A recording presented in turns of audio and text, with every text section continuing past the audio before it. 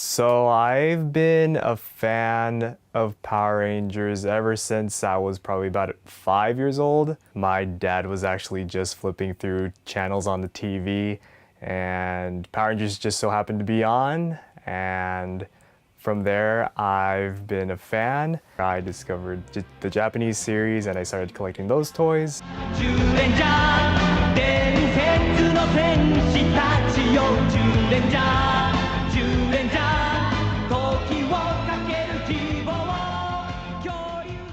My collection's blown up ever since. If I had to say how many toys I have, oh man, it would probably be well over 100 possibly. My collection is probably worth maybe about $15,000 around there. This was signed by Brendan Mejia. He played the Red Dino Charge Ranger. So at the San Diego County Fair, you could actually submit your collection to them to display it. And so I did that. He actually posted on his Instagram a picture of him pointing at my collection. How I feel about the recent closure of Toys R Us is so that it's sad because I have been going to Toys R Us for a lot of the stuff that I have, especially like Toys R Us exclusives. That's, you know, those are no more pretty much. So collecting for me is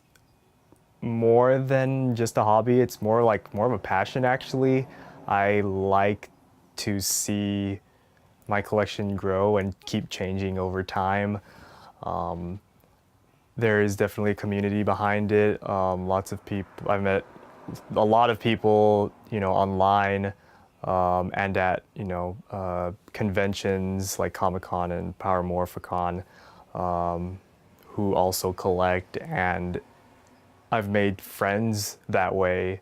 I follow a bunch of people on Instagram, and I also have a lot of followers on my Instagram at Nightmares Ride Vox. Growing up, like elementary school, I was like made fun of sometimes for liking Power Rangers, and it was something that I always had to hide, which is weird because that's like the target audience that it goes for. But then as I got older, I found that like more people thought it was cool, because I guess being a nerd is cool as you got older. It is weird, you know, to have a bunch of Power Rangers toys in your room, but you know, I'm, you know, just a normal person. I do have like my adult responsibilities that I have to take care of. You know, I went to school, I have a job, I know how to budget my money. I'm not, you know, trying to spend my entire savings on Power Ranger toys. And I do, you know, what people might say normal people stuff. Like I'm a musician, I play bass, I write my own music. Being played for the sake of the game, pointing fingers when you do nothing. I'm sorry for having some faith in you, man, it is. It's not my fault that you lacking. How do you...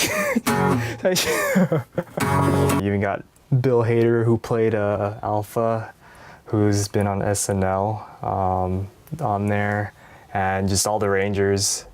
And I believe the director's on here too. One of my fondest memories when it comes to Power Rangers and just Power Rangers collecting in general is one time me and a couple of friends going to the American Jewish University campus, where the command center is located. That one of the buildings there was actually used as the command center for the Power Rangers, the original team. I do have another channel on YouTube called Heroes of Fandom.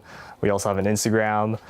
It's just me and a bunch of guys just going to, you know, stores to find toys and seeing what we could buy. Even though, you know, liking Power Rangers at, you know, my age, I'm 25 right now, may be kind of weird to some people.